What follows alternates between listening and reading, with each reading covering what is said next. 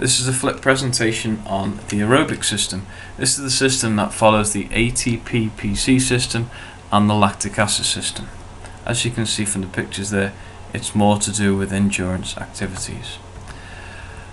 The aerobic system is split up into 3 stages. Stage 1 is known as glycolysis. Now in the lactic acid system we actually looked at anaerobic glycolysis because this is the same process, but that happens without the presence of oxygen.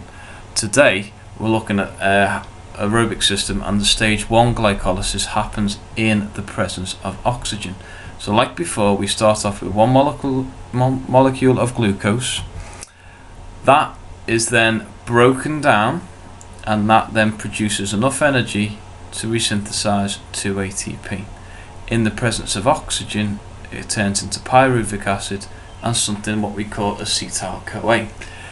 If there wasn't oxygen present, this line here is where it stops, and that's where pyruvic acid turns into lactic acid, and that finishes. But for today we have oxygen present, so one molecule of glucose is broken down. That gives off an exothermic reaction. It gives off 2 ATP, turns it into pyruvic acid, and the pyruvic acid then turns into acetyl-CoA. That is stage 1, known as glycolysis. Stage 2 is known as the Krebs cycle, or can commonly be known as the citric acid cycle, but everyone seems to know it as Krebs. This happens in the presence of oxygen, and what happens is this acetyl-CoA turns into something known as citric acid. Luckily for you, for the WJEC board, we don't need to go into all the chemical equations that happen here. All you need to know is the energy that has been taken from the glucose molecule goes through this series of chemical reactions. It spins round twice, giving off enough energy again to resynthesize 2 ATP.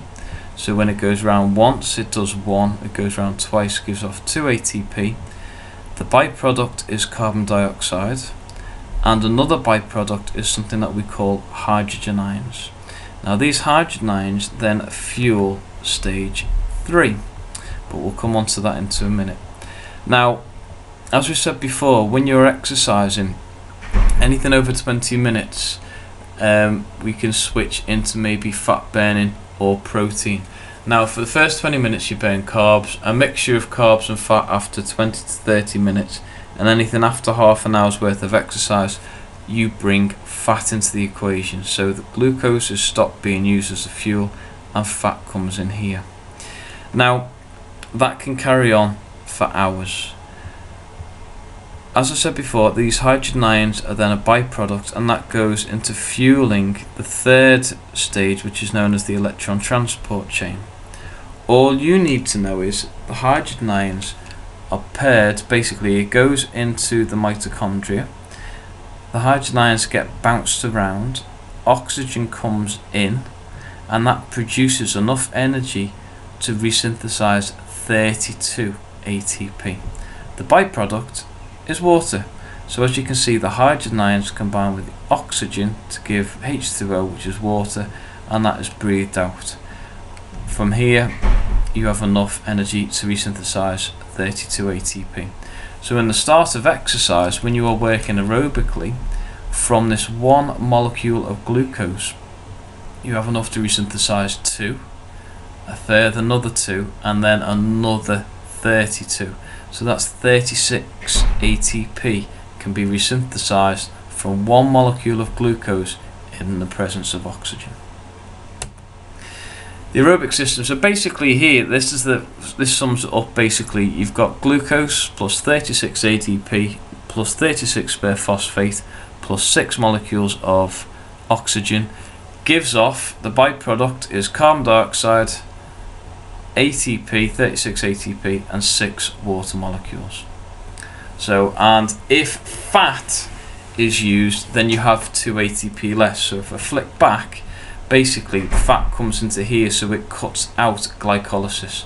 Remember, glycolysis means breakdown of sugar. So when you start burning fat, the process then starts here. So that's where you actually produce 2 ATP less in the presence of fat. Have a little think about this question. When do you think the aerobic system takes over and becomes the dominant energy system for resynthesizing ATP?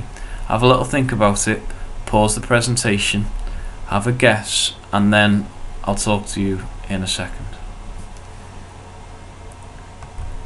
Okay, you're back. Great. So what I want you to do is, you've thought about when does the aerobic system take place. Well, there's some relevant information there that you can pause and read here. I'm just going to explain this graph. This is known as something known as the energy continuum. Now we have a look here. This is basically the interaction between the three energy systems. As you can see here, our ATP stores last 2 seconds. They deplete very, very rapidly. 2 seconds. The ATP-PC system takes over pretty quickly because the enzymes detect a fall in ATP. Now the ATP-PC system takes over, and we know that that lasts up to 10 seconds. So it peaks and it starts to come here. Notice the T represents the threshold for when the lactic acid system takes over. The lactic acid system takes over round about 10, just underneath 10 seconds, but remember we can shift the threshold boundaries with training. So if you train the lactic acid system and the ATP-PC system, it will actually shift the threshold that little bit more, so the lactic acid system won't take over until about 10 seconds. Then you have the aerobic system, which kick-starts when all this stuff starts to break down, the ATP and the phosphocreatine, and it starts to get going and then takes over around about 60 seconds. Now it takes over at 60 seconds at flat out exercise, but usually can maybe kick in a little bit later if you are not overloading the lactic acid system much.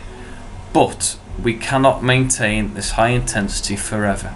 So if you think about this ATP-PC system being 100 meters, you could not run flat out at 100 meter pace for 400 meters, which is the lactic acid system.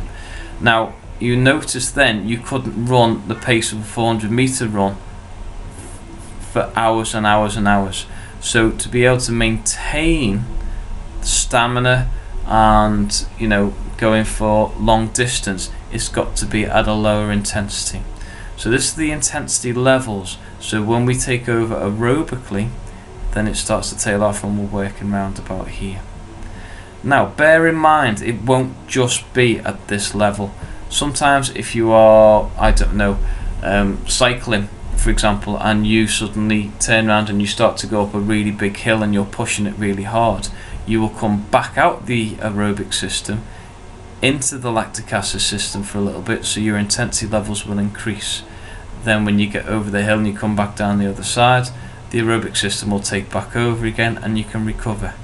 In a football game, your intensity levels will be here, but you will get spikes from your ATP-PC system and your lactic acid system, depending if you're striking the ball, if you're a winger running down the edge of the field, or a defender chasing someone who sent a through ball.